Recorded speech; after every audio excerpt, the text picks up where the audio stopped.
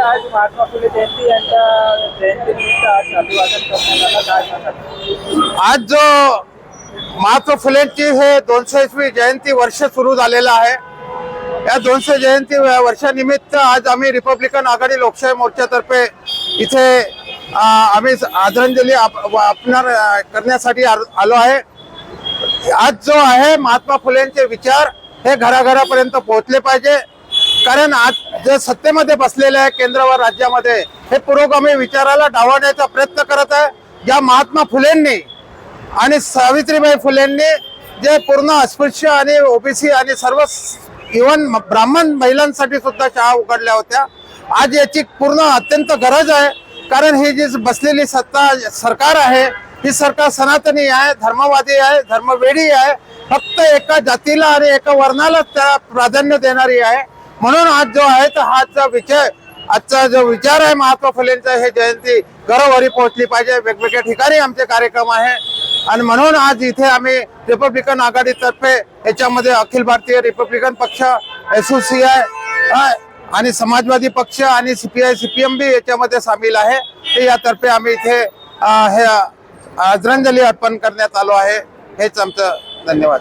Sir, फुले दाम्पत्यांनी केला त्या शिक्षणाची आज शिक्षणाची आज फार गैरअवस्था झाली आहे, खाजगीकरण झालं आहे, काय सांगतात? सर्वप्रथम आज महात्मा ज्योतिबा फुले यांच्या या 200व्या जयंतीच्या सुरुवातीला अभिवादन करतो.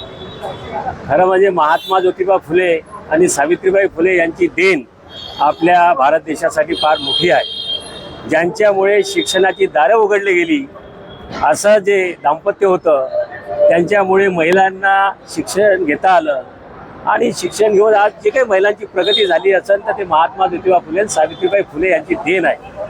आणि म्हणून या 200व्या वर्षी खऱ्या अर्थानं त्यांची जयंती अत्यंत उत्साहात या देशामध्ये झाली पाहिजे आणि जो शिक्षणाचा काळा बाजार जो सुरू आहे तो थांबायला पाहिजे. आज पहा, जिल्हा परिषद आणि असलेल्या सरकारी मराठी शाळा सर्व बंद पडत आहे.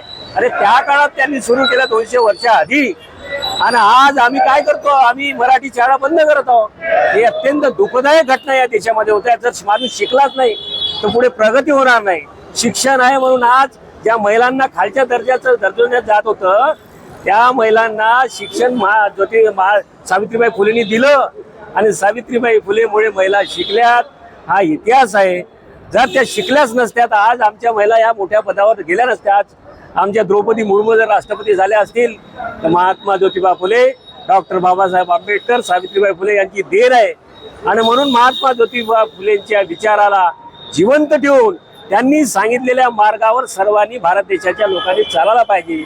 जे डॉक्टर बाबासाहेब आंबेडकर महात्मा ज्योतिबा फुलेंना गुरु मानत होते, ते याच्यासाठी मानत होते की त्यांनी जो शिक्षणाची सुरुवात केली ती बाबासाहेबांनी मोठ्या संख्येनं शिक्षा म्हणून सहभागाची शिका, संघटित आणि संघर्ष करा हे डॉक्टर बाबासाहेबांनी यासाठी सुरू केलं होतं. शिक्षाचा मंत्र दिला आणि शिक्षण हे माणसाला प्रगतीवर नेते.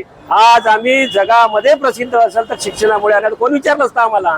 तर हे सर्व ते महात्मा ज्योतिबा फुले, छत्रपती आपल्या सावित्रीबाई फुले यांची आहे आणि त्या माध्यमातून या देशामध्ये संविधानाचं जतन व्हावं एवढीच अपेक्षा आपण असलेल्या सत्ताधाऱ्यांनी करतो. जय भीम.